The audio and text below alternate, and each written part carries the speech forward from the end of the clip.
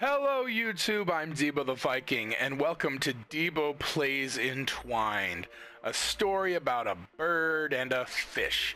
Now, this is a super simple game. The controls are the easiest. It's one of those super easy. The left analog stick controls the fish, and the right analog stick controls the bird. But it's such a beautiful game, and I'm so excited to share this with you. See, all you gotta do is just fly through, and you gotta collect these little things to slowly maintain and gain that bar up there. But the tagline for this, as I saw the trailer, the tagline was always together, forever apart. And as soon as I saw that, I was like, oh, this is gonna be one of those games with the feels, isn't it?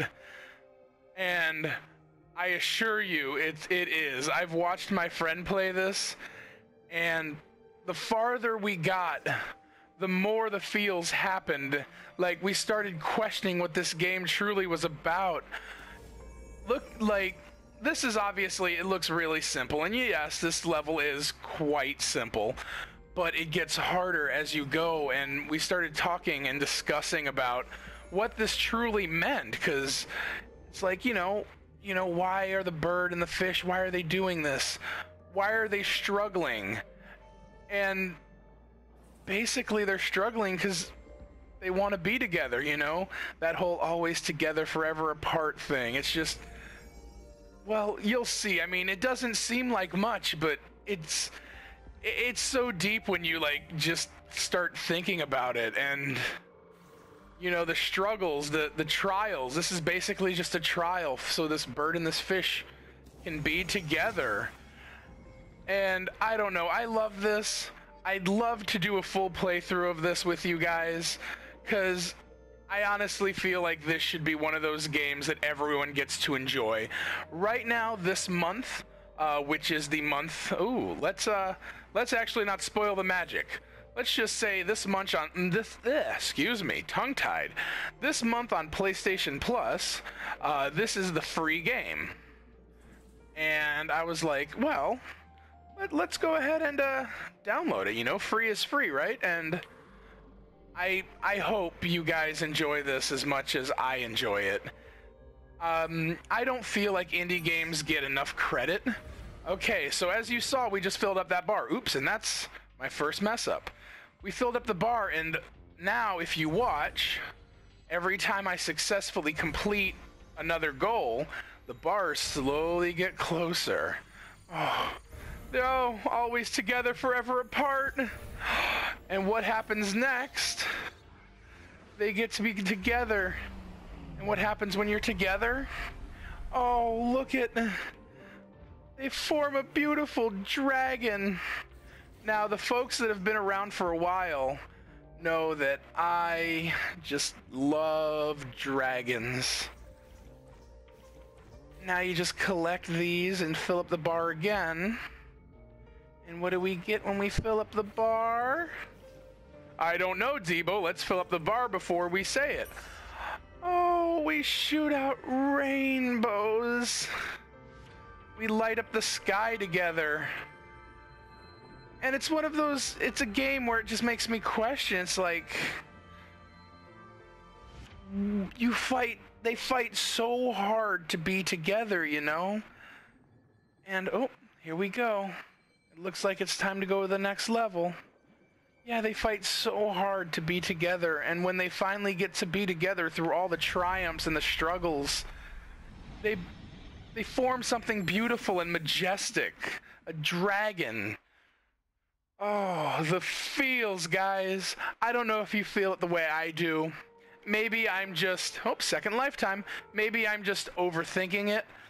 But I mean, I honestly think that's what these guys were imagining when they made this. Oh, and here we go. A little bit different now. A little bit more difficult. I personally love indie games. Indie developers... a lot of the time don't get enough credit, and that's why, please, when I say this, I'm not plugging Sony. I'm not plugging their stuff, but I do believe Sony gives a lot more opportunities to indie developers. I personally love things like Popo and Yo, Rain, Journey. I didn't get to play, but I'd love to play Journey. Yeah, fucking, indie developers, they work so hard, and I feel like sometimes indie developers work much harder than like the big name games. Like, I'd much rather play this than Call of Duty. Then again, I'm sure a lot of people would rather play this than Call of Duty because Call of Duty sucks. I'm sorry. To all of my Call of Duty fans, which are probably none of you, or if there was some, they're gone now, I apologize. But no, real talk. I really don't think indie games get enough credit. Like, don't get me wrong, there's some terrible indie games. I've mentioned in the past Two Best Friends Play and their machinima. They do like Xbox indie games sometimes, and I've just seen how terrible indie games can get.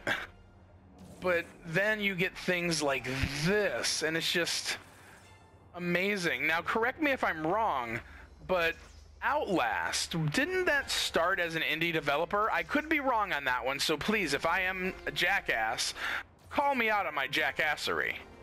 But I think that one did start as like an indie title that became amazing, became a huge hit.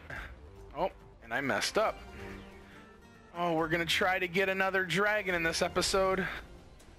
Yeah, see guys, it's not a long game. This is just I feel like we could do this in like 3 episodes, maybe 4. It's just something I really wanted to share with you guys, and I wanted like I said, if I remember correctly, it's $10 when it's not free. Oh, and look at a dragon.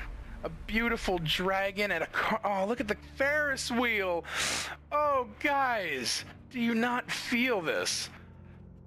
When I play this game, my heart. Oh, look at how beautiful this is. There are people out there that work their asses off on this, and to them, sorry, I got a little bit of a hiccup. To them, I say thank you, guys. I love playing your games. I love the indie development scene. And please, guys, just keep making them. I will plug your indie games for life, because indie developers are like the backbone. We get so many games like the Dooms and geez, I'm sorry with that outdated reference. No, I just think about things like, you remember how long we waited for Duke Nukem, and oh, how wonderful that game was. Well, okay, in Duke Nukem's defense, it was fun for a Duke Nukem game, but it wasn't what everyone expected, and that's the point of indie developers, you know. You don't know what to expect. It's something new, it's something fresh, and it's just, okay, well, this is either going to be amazing or horrible. You know, your expectations are just so low that you normally end up with something beautiful like this. Well, guys, I think I'm going to stop the recording here. We're just about out of time. Get through the loading screen and everything, and on the next episode we're gonna go through the 3rd, and hopefully we can even get through the 4th lifetime, and that'll put us about halfway through the game already. Like I said, it's not a long game. It's just something I wanted to show you guys, because I don't know, when you really start getting deep into conversation and deep into thought about what this game is truly about, it becomes one of those, I call it the Keanu Reeves moment, the whoa. I'm sorry, that was horrible, and I apologize for it. No, I don't apologize for it. I love the whoa. But yeah, Thanks so much for watching, guys. Go ahead and like the video, share with your friends, and subscribe. And I'll see you next time, guys. Peace.